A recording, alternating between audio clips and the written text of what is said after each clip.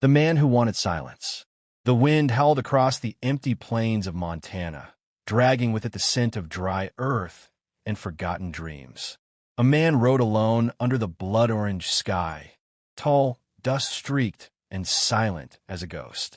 His name was Caleb Rourke, a man running from something no one could see, but everyone could feel. The saddle creaked beneath him, his coat flapping against the restless wind. Ahead, through the heat haze and tumbleweeds, stood the old Hawthorne Farm, abandoned for nearly a decade. Its fences leaned like tired men. Its barn roof gaped open to the heavens. Locals said it was cursed. Caleb didn't believe in curses. He believed in silence, solitude, and starting over. He rode up the path slow, his horse's hooves crunching over dry soil. The farmhouse windows were broken, the front door half off its hinges. Yet, as the wind carried through the field, Caleb thought he heard something unusual, a faint hum, like soft singing. He paused. Probably the wind, he muttered. But when he stepped off his horse and pushed the front door open, the smell of fresh bread greeted him. His hand froze midair. There shouldn't have been fresh bread here. There shouldn't have been anyone here. He reached for the revolver at his belt, his eyes scanning the dim hallway. A woman's voice called out from the kitchen. "You lost, stranger." Caleb turned sharply. Standing in the doorway was a woman, tall, auburn-haired, wearing a faded blue dress and an apron dusted with flour. Her eyes, green as new spring grass, watched him without fear. "I didn't think anyone lived here," Caleb said, lowering his weapon slightly. "This place was empty on every map I found." The woman wiped her hands on her apron. "Maps lie. People don't. Name's Mara. This is our home." "Our?" Caleb asked, his brow furrowing. That's when two other women appeared behind her. One younger, blonde and freckled, with a basket of eggs in her arms. The other, dark-haired with sharp eyes that looked like they could cut glass. "I'm Lydia," the blonde said with a shy smile. "And I'm June," said the dark-haired one coolly. "We don't like visitors." Caleb nodded slowly, trying to piece it together. "Didn't mean to intrude. Bought this land off a man named Teller in town. Said it was deserted." Mara folded her arms. "Teller's been trying to sell this place for years. We told him it's not his to sell." Something in her tone made Caleb uneasy, like he'd stepped into someone else's dream. "You saying you own this place?" Mara's eyes softened. "Let's just say we belong here." That night, after a tense standoff of half-spoken words, the women allowed Caleb to stay in the barn. The sky was painted with stars, and as he lay on the hay, he kept thinking of their faces, each beautiful in a way that didn't quite feel natural. At midnight, he woke to the sound of footsteps outside the barn. Soft, bare feet brushing the earth. He reached for his revolver, holding his breath. The barn door creaked open, and a figure slipped inside. Couldn't sleep either. It was Lydia, the blonde. She held a lantern that glowed like amber. Caleb sat up, his shirt half unbuttoned, his face caught between suspicion and exhaustion. "You girls always walk around at midnight?" Lydia smiled gently. "We don't sleep much. Nights here are strange." She sat on a nearby crate, looking at the shadows. "You came here to be alone, didn't you?" Caleb hesitated. "Yeah, guess I did. Running from something?" He didn't answer. His jaw tightened. Lydia's eyes searched his face, reading pain like words on a page. "Everyone who comes here runs from something," she said softly. Caleb frowned. "Everyone? You mean there were others?"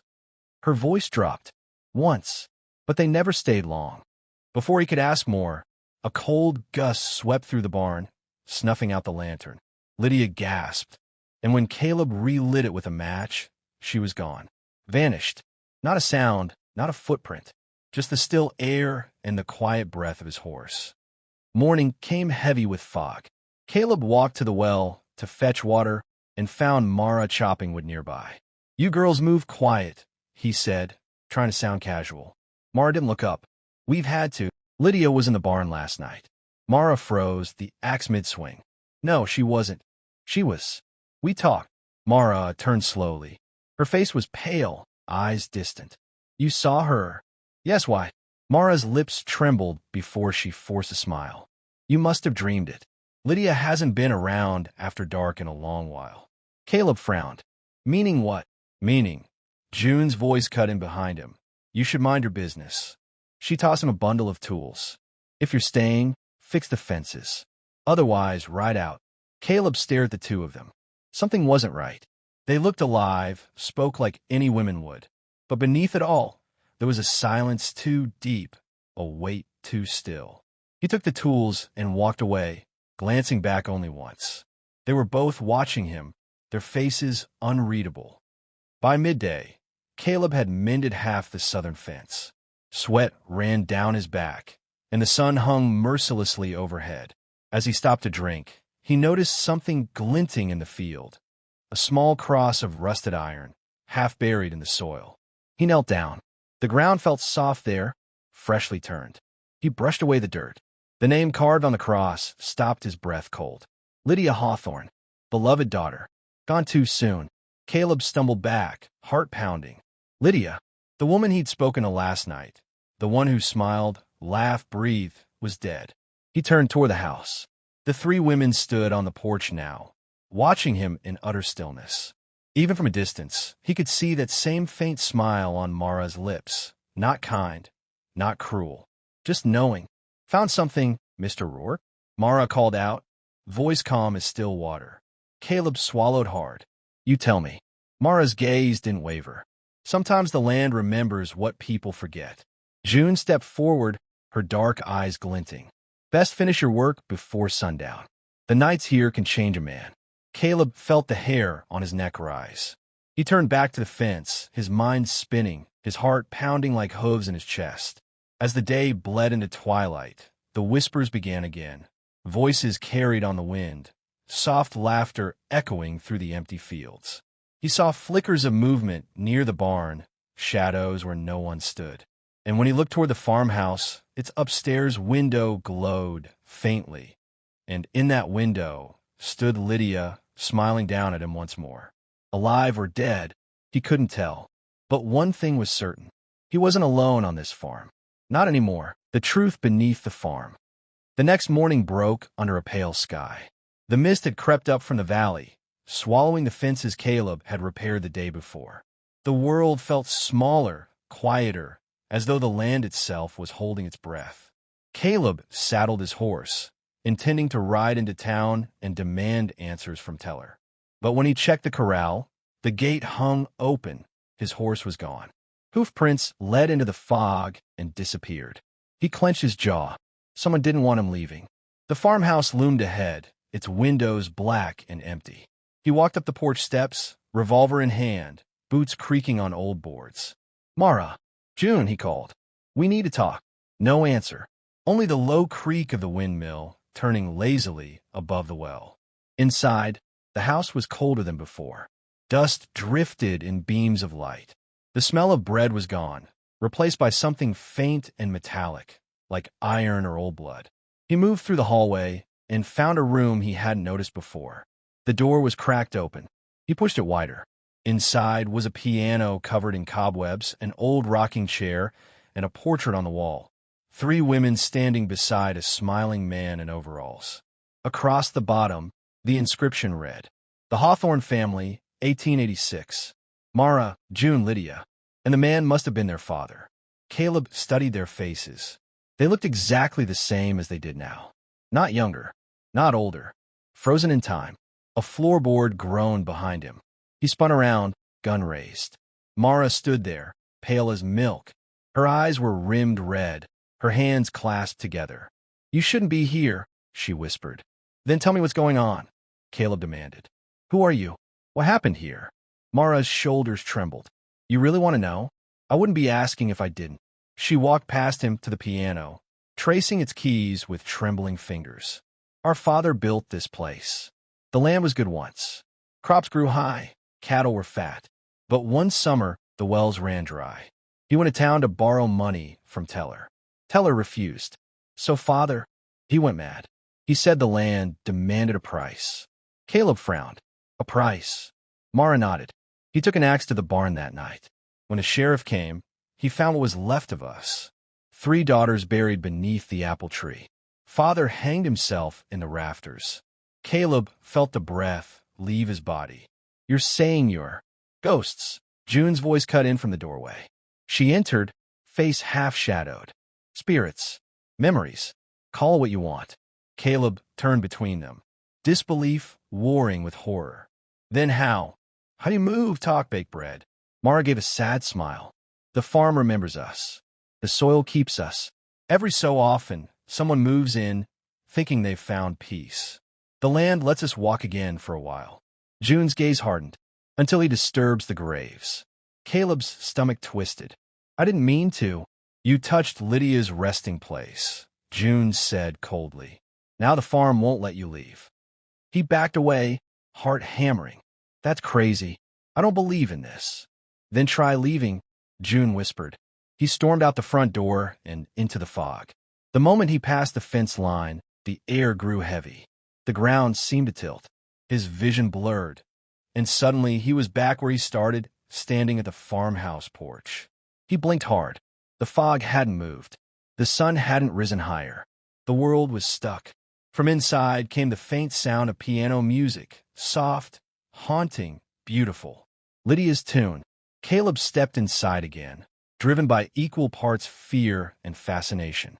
Lydia sat at the piano now, her blonde hair glowing faintly, her fingers moving gracefully over the dusty keys. You shouldn't be afraid, she said without looking up. We don't hurt anyone who listens. He swallowed. Why are you here, Lydia? Why stay? Her hand slowed. Because this was our home, and because each man who comes here brings a story we can't have anymore. Love, regret, hope. The farm feeds on that. Keeps us alive. So you're trapped. She nodded. And so are you if you stay. He sat down beside her. Then how do I break free? Lydia's eyes shimmered like the fog outside. By forgiving the land. By forgiving yourself. Caleb stiffened. Myself. She smiled softly. You ran from your wife's grave, didn't you? His throat went dry. How do you? We know things here. We feel them. You buried her with guilt heavier than stone. That's why you came, to escape the weight. He stared at his hands, the revolver trembling. I couldn't save her. Fever took her before the doctor even came. I just left everything behind. Lydia reached out, her touch cold but gentle. You can't escape grief by running. You have to face it. Her voice faded as a sudden crash echoed from upstairs. Both turned. Mara's scream followed. June stopped. Caleb sprinted up the stairs. The air grew colder, the walls darker. June stood in the hallway holding an oil lamp, eyes wild. He's not leaving. The farm wants him. Mara tried to pull her back. Don't. He doesn't belong here. June's voice rose to a furious pitch. Neither do we. If he stays, maybe the land will let us rest. She hurled the lamp toward Caleb. It shattered, flames leaping across the floorboards. Mara, get back, Caleb shouted, pulling off his coat to smother the fire. Smoke filled the hall. Heat burned his skin. Through the haze, he saw Mara clutching June, both of them flickering, faces fading between life and shadow. Go, Mara cried. Run to the barn. The apple tree. Caleb stumbled down the stairs as beams cracked overhead. He burst out into the open air, coughing. Behind him, the farmhouse blazed, its windows glowing like the eyes of something ancient. He ran to the apple tree, the one beside Lydia's grave. The fog had lifted there, revealing 3 small crosses. He dropped his knees. If you can hear me, he gasped, I'm sorry. I didn't mean to disturb your peace. The wind rose, swirling dust and ash around him. From the flames came 3 figures, Mara, June, Lydia, walking slowly through the smoke, their faces calm now. Mara knelt beside him. You've done what no one else did. You saw us for what we were, and forgave us. Lydia smiled faintly. And yourself. June's voice softened. The land will remember your kindness. One by one, they began to fade, their forms scattering like petals into the wind. The fire dimmed behind them. The sky turned gold with sunrise. Caleb bowed his head, whispering a prayer he hadn't said in years. When he opened his eyes, the farmhouse was no longer burning, just an empty shell, cold and silent. His horse stood waiting at the gate. The fence, once broken, was whole again. He mounted slowly, glancing back at the apple tree. 3 blossoms had bloomed overnight, pale white against the morning sun. He tipped his hat. "Rest easy, ladies." As he rode away, the wind carried faint laughter, soft, distant, almost happy. And though he never looked back again, Caleb Rourke would later tell people that the farm was not haunted by death, but by love that refused to fade.